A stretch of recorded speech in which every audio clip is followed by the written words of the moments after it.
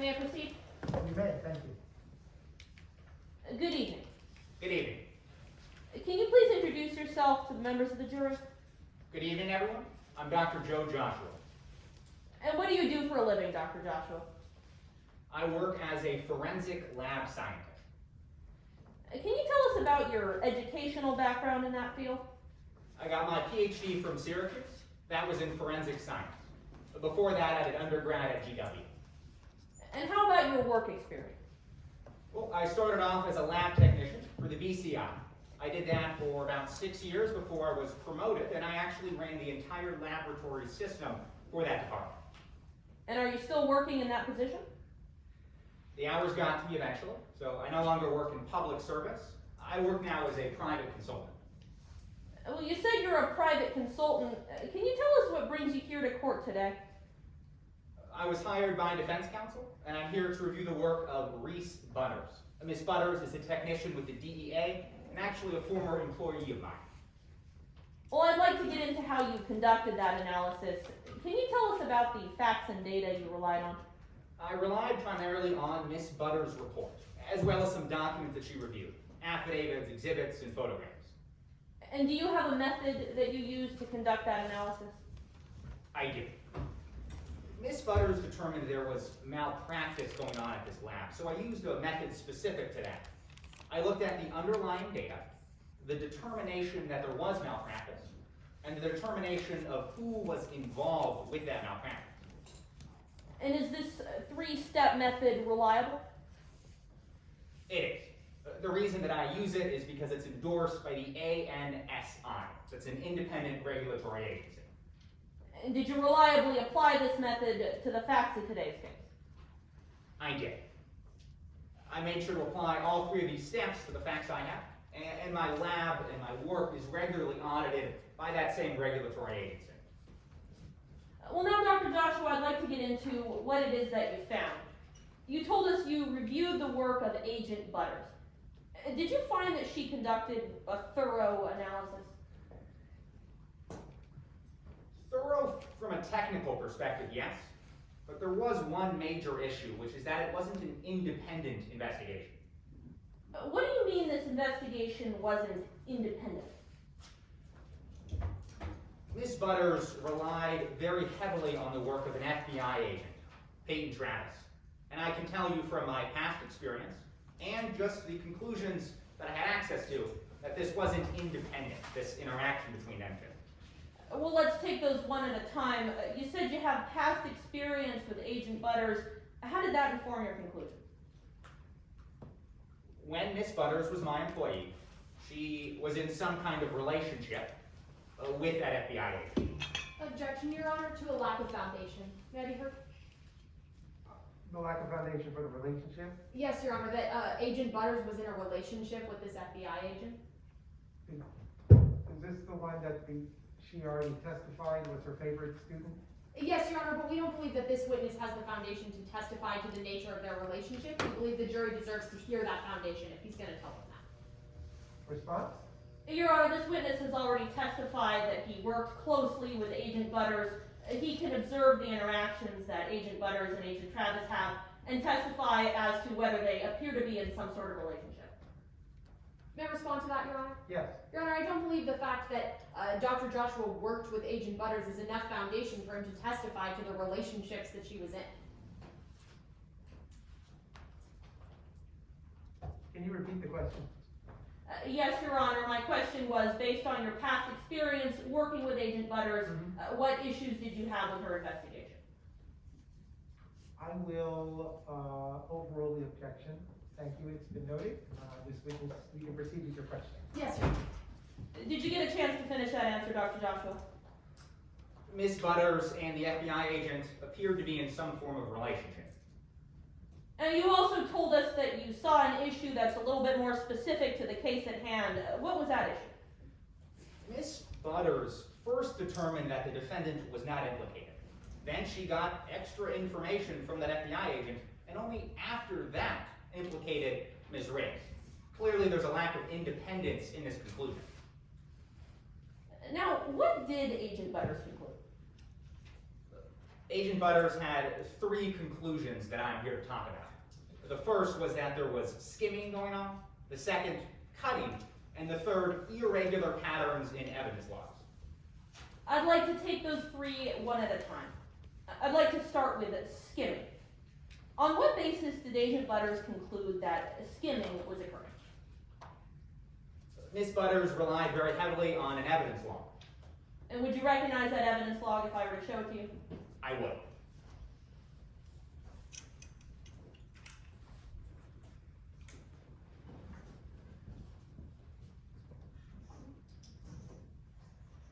This is Exhibit 4 that's been previously published. Yes, Your Honor.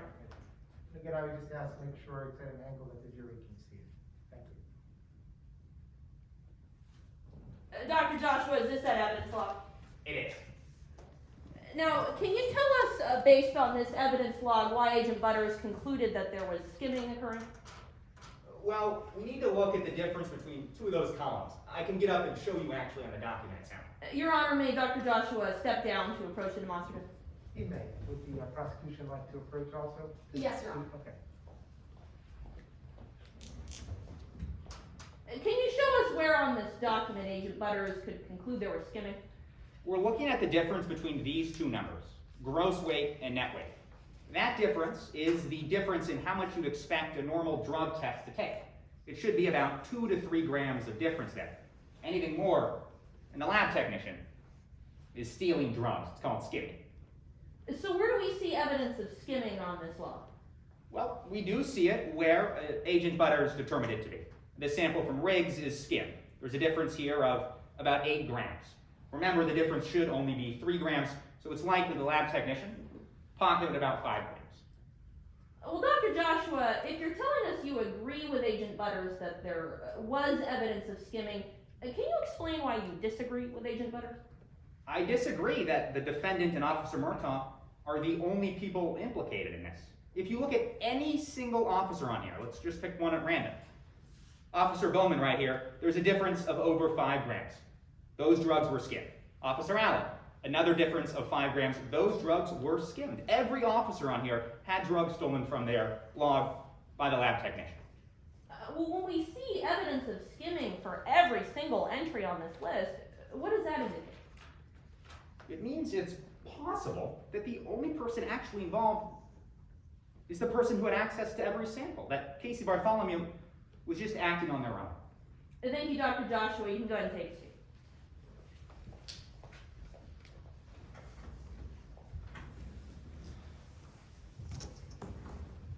Now I'd like to move on to that second conclusion we talked about, cutting.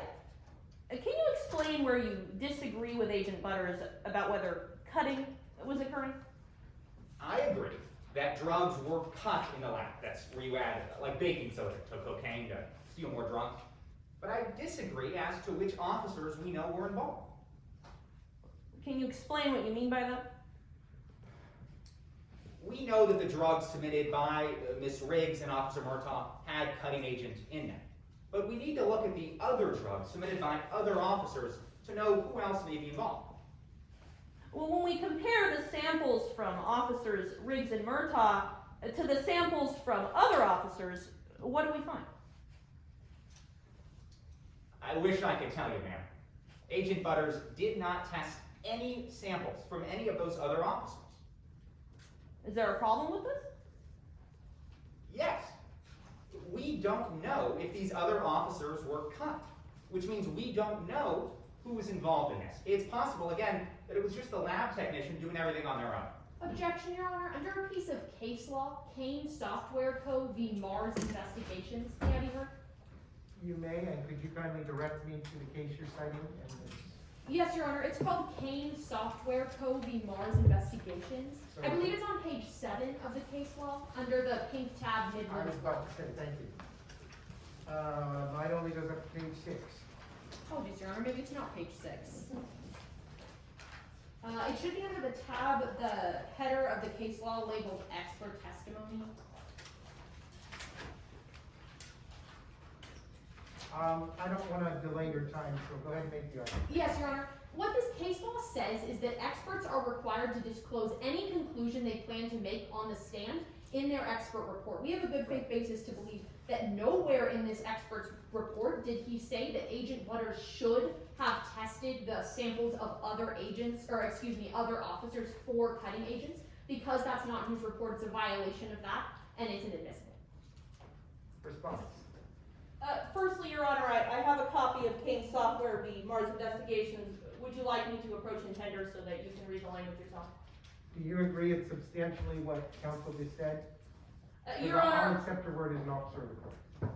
Your Honor, I mostly agree. I agree that Kane Software does state that they need to include their conclusions. However, Your Honor, they do not need to include every single fact related to that conclusion. Is there anything in this expert report that puts counsel on notice to that conclusion that was just stated? Yes, Your Honor, in this expert's report, Your Honor, may I approach the bench intender? Yes, and is that exhibit that's in evidence yet? No, Your Honor, this is the report of Dr. Joshua. This is not an exhibit in evidence. What exhibit number would that be? Your Honor, would you like me to enter this into evidence? No, I'm just trying to follow along what exhibit number it is. You don't have to put in evidence right now. This is not an exhibit, there's no number. Oh, okay. Then you should probably approach. Yes, Your Honor, you don't already have a copy if that was your question. Right. So it sounds like you wanted to show me something that there was substantial, something similar to what was testified to in this report, is that? Yes, Your Honor, if you would direct your attention to line 154, Dr. Joshua does discuss the cutting conclusion that Agent Butters makes. He does discuss what samples were tested and what samples were not tested, and does state that he disagrees with the conclusion that Riggs and Murtaugh were necessarily implicated in cutting.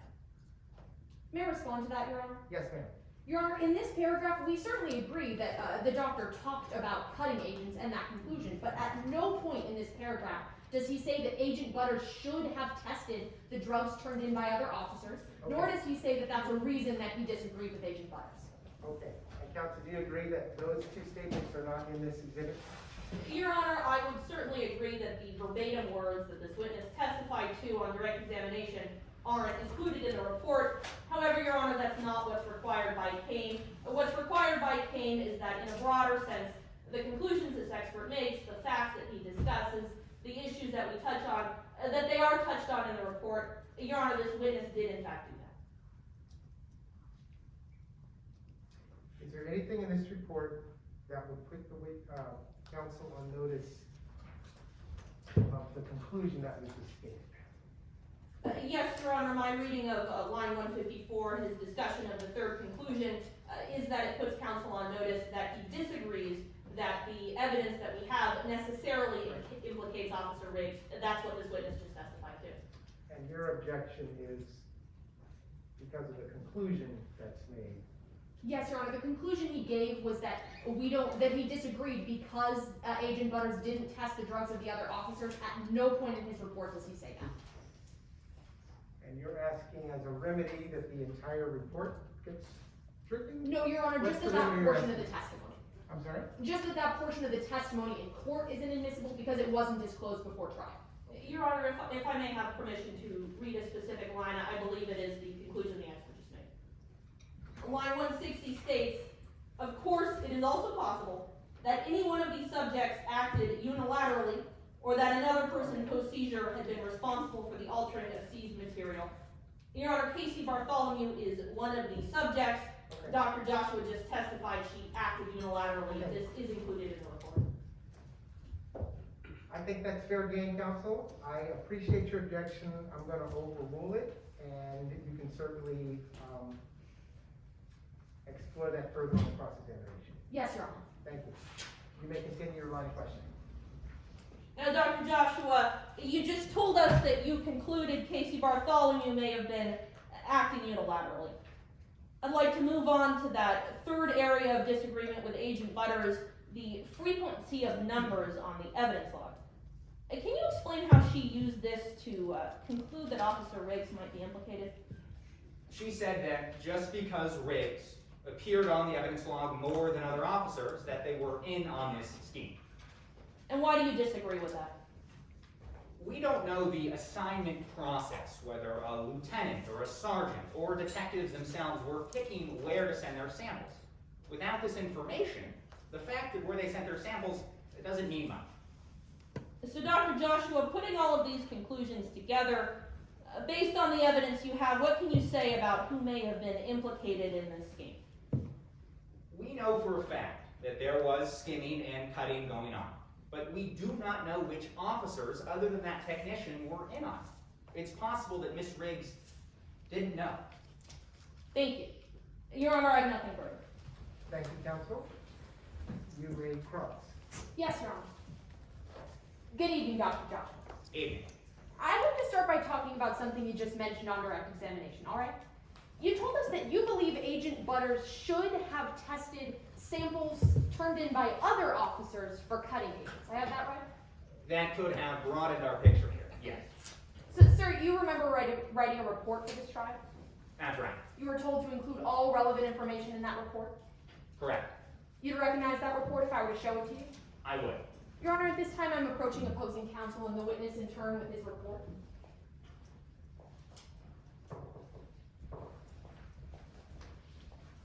Thank you, ma'am. Sir, this is your report, right? It is. If you flip to the back, that has your signature. 1 second. That's right. Sir, could you point me to the line in this report where you say that Agent Butters should have tested the drugs turned in by other officers for cutting agents? I don't say that specifically, ma'am. What I discussed is that Bartholomew could have been acting unilaterally by themselves. The only way we know whether or not that was the case is if every sample was tested. Sir, I want to be clear, nowhere in this report do you say that. I say it should have been possible for it to be unilateral, ma'am, if that's what you're asking. Sir, I want to be clear, nowhere in this report do you say that Agent Butters should have tested the drugs turned in by other officers, right? No, that's just a way we could have avoided the conclusion that I do make. Alright, sir, then I want to talk about some things that we actually agree on. Because like you told us, we can agree that Casey Bartholomew was likely skimming drugs, right? Yes. We can agree that there were high levels of cutting agents found in some of the drugs tested by Casey Bartholomew, right? Yes, that would be like baking soda and cocaine. That's right, sir. You know that drugs turned into the station by Jay Murtaugh were tested for those cutting agents, They were. as well as drugs turned in by the defendant, Gene Riggs, right? Yes. You're aware that both of their drugs had 30 to 35% cutting agents, right? That's right. You would typically expect a much lower amount. That's exactly right, sir. That's far higher than the regional averages, right? Correct. You believe that it could have been Casey Bartholomew adding in those cutting agents. Yes, I do believe it. You believe that it could have been Jay Murtaugh adding in those cutting agents. Yes, but that's less likely. This is usually work that would be done in a laboratory. That's a yes to my question, sir. You believe it could have been Jay Murtaugh adding in those cutting agents? Yes. Sir, you believe it could have been the defendant, Gene Riggs, who was adding in those cutting agents, right? Theoretically, yes, but again, in almost every circumstance, this is something done by a technician. That's a yes to my question, sir. You believe it could have been the defendant, Gene Riggs? Yes. I want to talk about how we might know if it was the defendant, Gene Riggs. Because, sir, you're aware that from January to April of 2021, that lab technician, Casey Bartholomew, received 21 drug seizures, right? That's right. 11 of those seizures came from Jay Murtaugh, right? That's right, and 5 came from Ms. Riggs. That's exactly right, sir. 5 of those seizures came from the defendant, Gene Riggs. Correct. You know that there were 8 other officers in the narcotics division, right? Yes. Now, 5 of those officers turned in 1 seizure each, right? To Ms. Bartholomew, to every other technician. To Ms. Bartholomew, sir. That's right.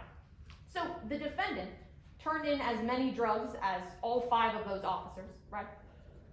Right, but without information on the assignment process, we don't know what this means. Sir, that's a yes to my question. The defendant turned in as many drugs to Casey Bartholomew as those 5 other officers? Correct. Sir, you know there were actually 3 officers who didn't give any drugs to Casey Bartholomew, right? That's right. It's likely that these officers were assigned to different lab technicians. There were 4 total in the department. Sir, the defendant actually gave Casey Bartholomew the same amount of seizures as 8 other officers combined, right? Yes. Sir, she gave those seizures to a technician that you believe was skimming drugs, right? That's right, but we don't know if this was her decision. So it's not exactly relevant to determine whether she was in on it. That's a yes to my question. Jean Riggs gave those seizures to a technician that you believe was skimming drugs. Yes, so did Officer Murtaugh, and so did 5 other agents, ma'am. It doesn't mean they're implicated. She gave those seizures to Casey Bartholomew? Yes. Thank you, sir. I have nothing further, Your Honor. Thank you. Any redirect? No redirect, Your Honor. May Dr. Joshua please step down? Yes, thank you. And Counselor, do you need your, We are. non-exhibit back? If I may, Your Honor.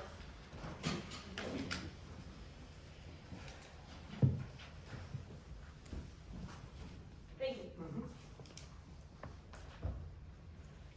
Before I call my next witness, Your Honor, permission to move the demo stand? Please. And who is this next witness gonna be? Your Honor, that would be Allie Getz. May we call her to the stand at this time? Will Ms. Getz be in handcuffs? She will not. Then she can be called in. Perfect.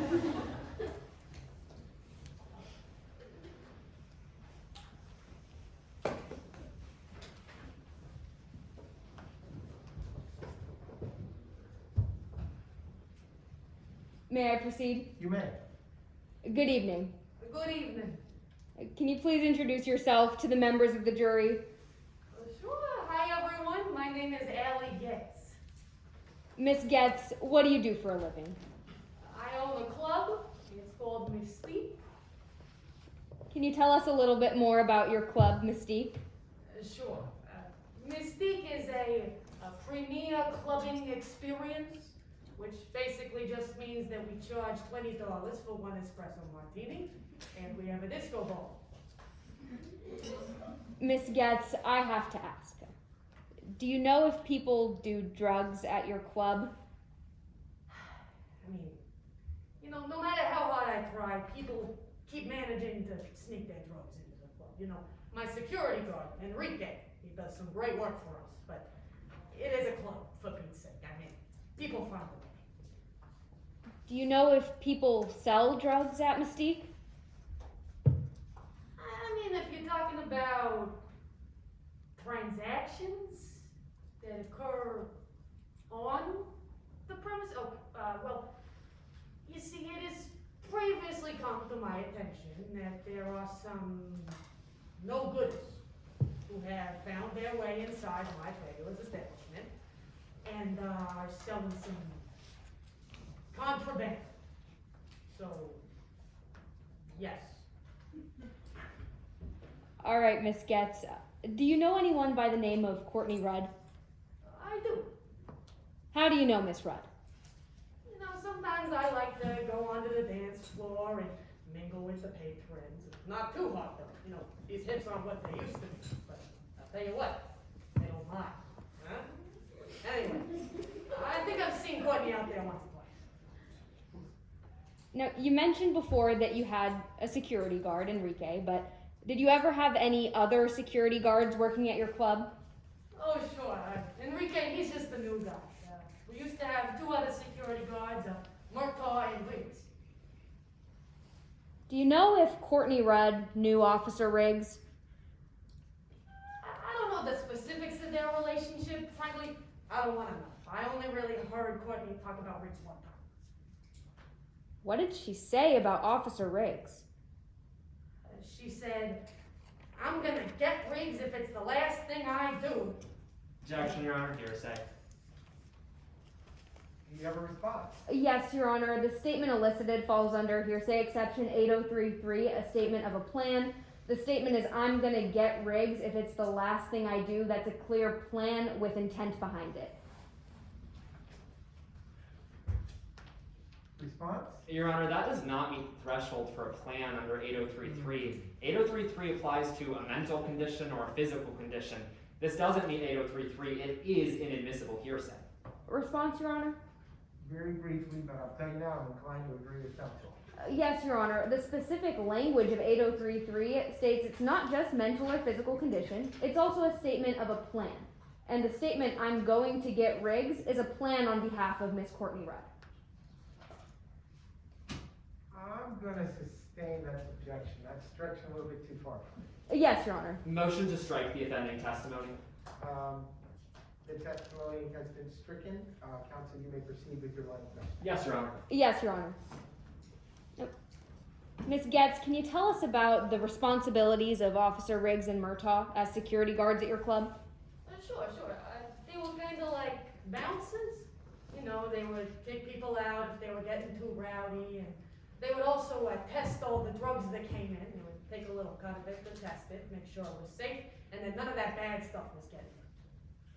Can you tell us what it was like working with Miss Riggs at your club? I'll tell you, she did worry me from time to time, but overall it was great to have her as a part of the group.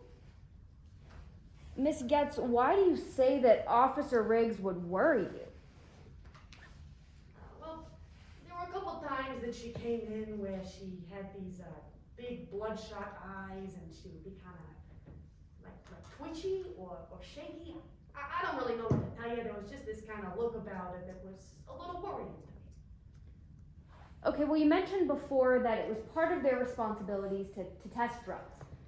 Did you ever see either Officer Murtaugh or Riggs handle drugs at your club? Only Officer Murtaugh. Can you tell us what you saw? Sure. So, one night I saw Officer Murtaugh. He was in the VIP area, and he took this white brick looking thing from one of our VIP patrons, and he walked it out to his car. Did you ever see Officer Riggs handle drugs? No, I don't think so. Did you ever see Officer Riggs steal drugs? Oh, of course not. Did you ever see Officer Riggs sell drugs? No, ma'am. Thank you for your time, Ms. Getz. Thank you, Your Honor. I have no further questions. Thank you, counsel. Any cross? Yes, Your Honor.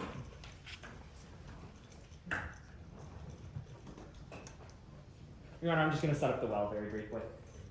And which exhibit are you thinking of putting up? Your Honor, it's one that's actually not in evidence right now, but I won't show it to the jury before we admit it. Is this going to be for demonstrative purposes then? Yes, Your Honor, it will be. May I proceed? Yes. Good evening, Ms. Getz. Good evening. Ma'am, I want to start by talking about the first time that this defendant approached you, okay? Okay. Like you told us, the defendant was working security for your club, true? That's true. She approached you back in 2017 to ask for this job, right? Yes, that's right. Ma'am, I want to be really clear for the members of the jury. You talked about Officer J. Murtaugh a lot on direct examination. He wasn't there when this defendant first approached you, was he? No, not the first time. He came back the second time when I gave him the job. That's right, ma'am. The next day, the defendant comes back, and this time, she has Officer Murtaugh with her. True? That's exactly right. Yeah. Ma'am, when Officer Murtaugh was speaking to you about the job you were going to offer him, he told you that he wanted to do a little bit more than just security, right? Are you talking about the drug testing? That's right, ma'am. He told you that he wanted a cut of the drugs, true? Yeah, he said he was going to use the cut to test the drugs. Ma'am, what he specifically told you was Riggs and I get a cut of the drugs coming through this club, true? That's what he said, sir. He didn't tell you just I get a cut of those drugs, right? I don't think so, no. He said it would be him and the defendant. Objection, Your Honor. Relevance, if I may be heard. Well, the prosecution is trying to prove that your client's involved. That's right, Your Honor, but if I may be heard, I can explain the basis of my foundation a little bit more. Can we at least agree, though, that it's relevant, whether we want the statement coming or not? Is it relevant that this witness allegedly is involved in a conspiracy with somebody else? Yes, Your Honor, but we take issue with the relevance of this testimony because the mention of drugs in this occasion happened at Mesquite and not at the Midlands Police Department. It's the people's burden to prove that they were in a conspiracy to steal drugs at the police department, but all the testimony we've heard so far takes place at a completely different location where they're not on call. I'm gonna overrule that. That's, it's admissible, and then that's an argument that you would make to the jury. But because this is a case about drugs and statements involving the defendant, I think it is relevant. So I appreciate your objection, I'll overrule it, thank you. Yes, Your Honor. You may continue. Yes, Your Honor. So, Ms. Getz, Officer Murtaugh said that he and the defendant would get a cut of those drugs, right? If That's your right. objection is to ask and answer, that's sustained. Yes, Your Honor. My apologies, Your Honor. Just wanted to clarify for the record. Sure, thank you, I appreciate that. Ma'am, I want to talk about why the defendant might have needed to work at your club. Because when she first came to you, she told you that she needed some money, right? That's what she says. This wasn't the only time that the defendant mentioned money to you, was it? No, sir, the pandemic was pretty hard on all of us financially. We talked about it then. She told you that she owed people money? That's what she said, yeah. This defendant told you that she owed people money for gambling, right? That's true. She also said she owed some money to people in Murtaugh's enterprise. And ma'am, specifically, she told you that she owed people money for gambling and other products, right? That is true. Ms. Getz, she didn't tell you what those other products were, did she? No, she didn't mention it. All she told you was that at one point she was hundreds of thousands of dollars in debt, right? She told me that's how much money she needed. I said, I'm just a club owner. I can't give you that much. Ma'am, she also told you that she wanted that money so that she could pay off people in Murtaugh's enterprise, like you just said. True? Exactly, yes. Ma'am, I want to talk about where the defendant might have been getting that money from, okay? Okay. Now, like you told us on direct examination, Officer Murtaugh and Officer Riggs would work at your club together on a lot of nights, wouldn't they? On some nights, yeah. Specifically, one night, you heard the defendant and Officer Murtaugh talking about a drug deal, didn't you? I'm sorry? Ma'am, you didn't hear them talking about a drug deal? I'm not sure what you're referring to. Well, you saw the defendant and Officer Murtaugh arguing, didn't you? I did. You saw Officer Murtaugh hand this defendant a note. I saw him pass her a note like that. So you saw Officer Murtaugh pass the defendant a note. I did. You'd recognize that note if I showed it to you, wouldn't you? I might recognize it. I don't know if I can tell you what was written on it because I didn't look at it. Let's take a look at it. Your Honor, I'm approaching opposing counsel with what's marked as Exhibit 9. Approaching the witness with the same. Counsel, you have no objection? We do, Your Honor. You do have an objection. Yes. What's the nature of your objection? Hearsay, Your Honor. Your Honor, I haven't moved for admission yet. What's your offer of proof as to what this statement is going to be? Your Honor, we offer that this is going to be an admission by a co-conspirator under 801D2E. Response, Your Honor. First, would Your Honor like a courtesy copy as well, just so you can see it? I will take your courtesy Okay. copy.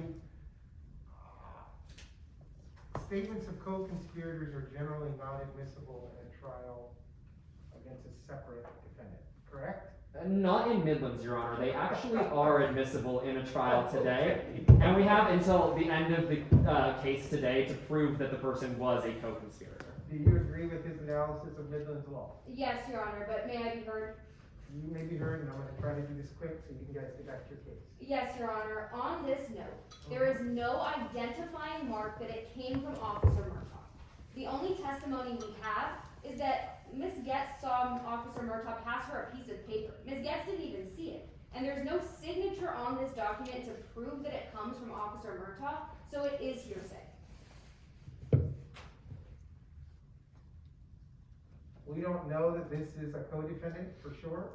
Your Honor, there are no co-defendants in today's case. Co-conspirator, whatever you. Yes, Your Honor, but we would proffer that under 801D2E, the rule doesn't say that we have to know who the declarant was, and we believe that based off of the evidence we have, the circumstantial evidence, it's enough to say that it was Officer Murtaugh, because he passed her the note, the defendant's name is written on here, Mert is written on here, which is Officer Murtaugh's name, and the standard for admissibility in Midlands is proof by a preponderance of the evidence. We believe that we have enough foundation to meet that standard for it not being hearsay under 801D2E. Response, Your Honor. I'm almost there. It's only not hearsay if it's a co-conspirator. Yes, Your Honor, if it was made by a co-conspirator. So we're agreed if it was someone else in the bar who was not a co-conspirator, then it's hearsay. Yes, Your Honor, but we're not really offering any of the statements for the truth of the matter asserted. There's nothing asserted by them, just for the fact that it was handed to the defendant by Officer Murtaugh and her knowledge. No, your whole argument is that because Mert's on there, it certainly offers for the truth, because your argument is that Mert is Murtaugh. Yes, Your Honor, but that goes to the admissibility of the evidence. We would be happy to offer it for its truth of the matter asserted, and we believe it does meet 801D2E. Based on what I've heard so far, I'm gonna sustain the objection. You may continue with your next question. Yes, Your Honor. Yes, Your Honor. Do you need this? Yeah, I'll take it. Okay, Thank you, Ms. Getz. no problem. Happy to help. So, Ms. Getz, you saw Officer Murtaugh pass the defendant a note. I did. You don't know what was written on that note, do you? I didn't look at it. I just threw it in my desk. But let's talk about what happened after you saw Officer Murtaugh pass the defendant that note, okay? Okay. Ma'am, in April of 2020, you started seeing this defendant pay a lot more attention to the customers that Officer Murtaugh was usually dealing with, right? In April of 2020, we were closed. Excuse me, April 2021, Ms. Getz. Yes, that's correct. So you saw the defendant paying attention to people that Officer Murtaugh had usually paid attention to. That's right. People that we thought could be drug dealers. That's right, ma'am. You saw this defendant paying more attention to people who you thought were drug dealers. Of course, I hired her to keep the place safe. She was doing her job. All that I knew. Ma'am, she never arrested any drug dealers in your club, did she? Not that I can see. She never brought someone to you and said, this person is selling drugs in your club, we need to kick them out. She didn't bring them to me. No. She didn't say that anyone was selling drugs in your club, Miss Getz, did she? She didn't need to say. Let's talk about why you might be saying that the defendant wasn't selling drugs in your club, okay? Okay. Now, ma'am, you said some things on direct examination. I wrote them down just so we could get them straight. Ms. Thomas asked you if you knew that people did drugs in your club. You remember that? I do. Ma'am, you didn't say, no, I had no idea people were selling drugs in my club. No, they were. You said it's a club. Objection, Your Honor, 403, if I may be heard. Misleading, More prejudicial than probative, Your Honor. This, sustain, it's a club. Everybody here knows what goes on in clubs. yes, Your Honor. So, ma'am, you said it's a club. I'm sorry, overruled. Yes. So, ma'am, let's just get this straight. Ms. Thomas asked you, do you know if people do drugs? Yeah, she did. You didn't say no. I guess I didn't say verbatim no. Well, ma'am, what you said verbatim was, it's a club. People find a way. True? Exactly. Ms. Getz, you know it's a crime to let people deal drugs in your business. Objection, Your Honor, 403, if I may be heard. I'm gonna overrule it again. Everybody knows it's a crime unless it's marijuana in California. Yes, Your Honor. Ms. Getz, you don't live in California, do you? No, I live here in Midland, sir. And ma'am, you know in Midlands, it's a crime to let people sell drugs in your club, right? I believe it's a crime to sell drugs. I wasn't selling drugs, if that's what you're asking. Ma'am, you own a business, don't you? I do.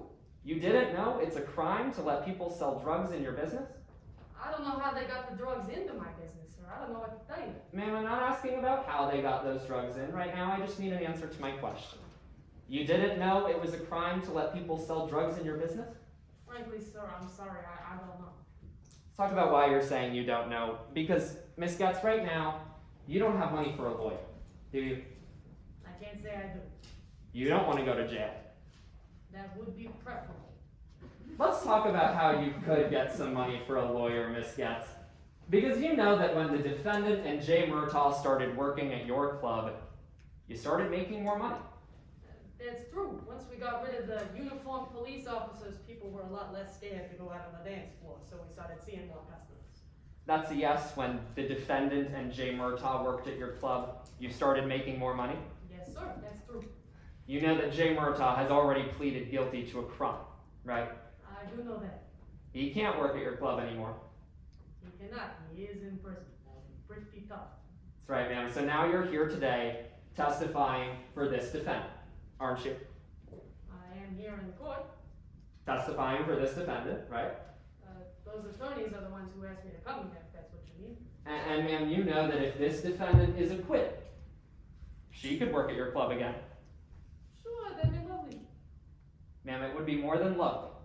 You think that if this defendant was acquitted, she could continue to be a real help to your business. True? Sure, maybe she could give Enrique some pointers. Ma'am, we're not talking about Enrique, we're talking about what you think. You think that this defendant could continue to be a real help to your business. Yes or no? Yes, that's right. Thank you, Ms. Getz. Nothing further. Thank you. Do you have any redirect as a result of that problem? Yes, Your Honor. Ms. Getz, you were just asked about your working relationship with Miss Riggs. Do you have any intent to hire Miss Riggs after this trial?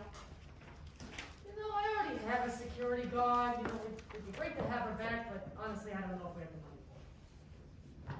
Thank you. No further questions, Your Honor. Barring any recross, may Ms. Getz step down. Sinead, is there any redirect? I have no recross, Your Honor. Okay, the witness may be excused, thank you.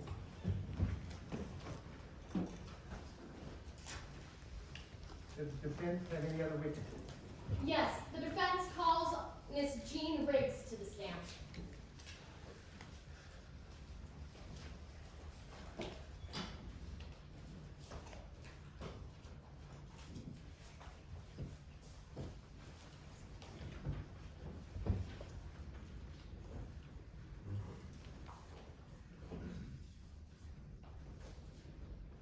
May I proceed? Yes, you may, thank you. Good evening. Evening, ma'am. Could you please introduce yourself to the members of the jury? Hi, everyone. My name's Jean Riggs. Why are you here today? I have been accused of stealing drugs from my work and selling them.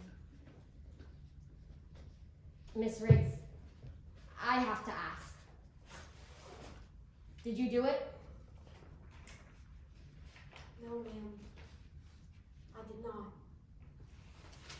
We've heard a lot about you from other witnesses today, but if you wouldn't mind, could you tell the members of the jury a bit more about yourself? Sure. I was born and raised in the South of Midlands. Went into the police academy just about as soon as I graduated from high school. My mama was in the police force, so I always wanted to follow in her footsteps. How long did you work for the Midlands Police Department? Just about 10 years. I started in 2013. Which unit did you work in? I started off in patrol, just like everyone else, but in 2015, I was moved to the narcotics division. Did you have a partner at the station? I did. Jay Murtaugh was my partner. When did you first meet Officer Murtaugh?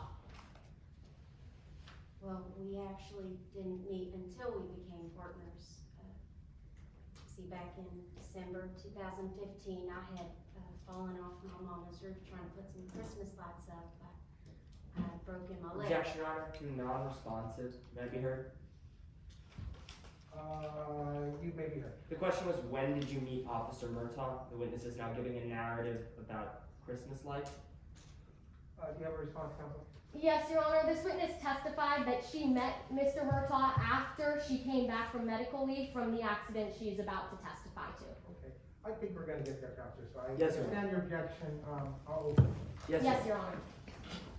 So, Ms. Riggs, when did you first meet Officer Murtaugh? Well, I had broken my leg in December, falling off the roof, so I was on medical leave until around February. So I came back to the station and Murtaugh had been assigned as my new partner. Can you describe your relationship with Officer Murtaugh? It started out fine. I mean, first day we were made partners. Jay invited me over to his house to meet his wife Andrea and his daughters, but it got bad really quick. Why do you say that? When I broke my leg, I was put on Vicodin. I tried to wean off of it, but the withdrawals were unbearable. That's where Murtaugh came in.